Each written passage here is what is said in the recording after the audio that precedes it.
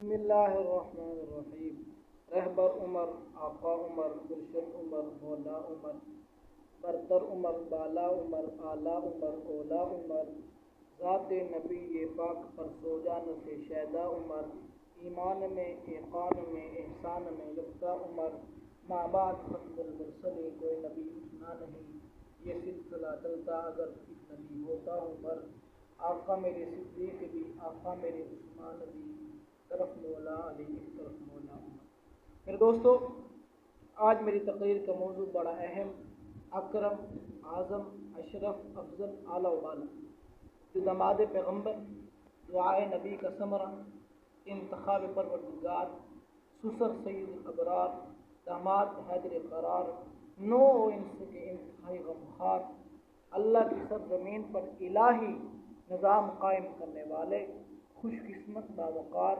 امام المسلمین، امیر المؤمنین، رئیس المتقین سیدنا عمر فاروق رضی اللہ تعالی عنہ کی سیرت مبارکہ کے عنوان سے معنون ہے۔ میرے دوستو، حضرت عمر فاروق رضی اللہ تعالی عنہ ہی وہ شخص ہیں جو آئے بھی قرآن پڑھتے ہوئے، اس دنیا سے گئے بھی قرآن پڑھتے ہوئے، روانہ ہوئے بھی قرآن پڑھتے ہوئے۔ قدرت کا عجیب کرشمہ ہے، ایک طرف میرے پاک پیغمبر صلی اللہ علیہ وسلم حضرت عمر فاروق رضی اللہ تعالی عنہ کے حق میں دعا فرما رہے ہیں، اور دوسری طرف حضرت عمر فاروق رضی اللہ تعالی عنہ آپ صلی اللہ علیہ وسلم کو قتل کرنے کے لیے نکل کر رب علیم عرش کی کرسی پر بیٹھا مسکرا رہا ہے کہ عمر تو میرے پاک پیغمبر صلی اللہ علیہ وسلم کو قتل کرنے کے لیے نہیں نکلا، بلکہ خود کو اس کی خاطر قتل کروانے نکلا۔ میرے دوستو، کون عمر فاروق رضی اللہ تعالی عنہ، جس کے بارے میں میرے پاک پیغمبر صلی اللہ علیہ وسلم فرمایا کرتے تھے اگر میری امت میں کوئی محدث ہے تو وہ عمر بن خطاب۔ حضرت صلی اللہ علیہ وسلم فرمایا کرتے تھے وَلَقَدْ كَانَ فِي مَا قَبْلَكُم مِّنَ الْأُمَمِ مُحَدَّثُونَ فَإِن يَكُ فِي أُمَّتِي أَحَدٌ فَإِنَّهُ عُمَرٌ۔ فرمایا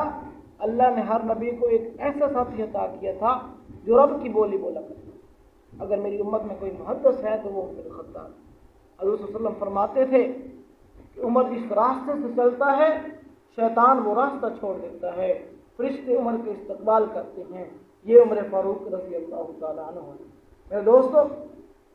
حضرت عمر فاروق رضی اللہ تعالی عنہ کے دور خلافت میں اسلام نے وہ ترقی کی اور انہوں نے اس جان فشانی سے اسلام کی خدمات انجام دیں کہ آج تک دنیا اس کی مثال لانے سے قاصر۔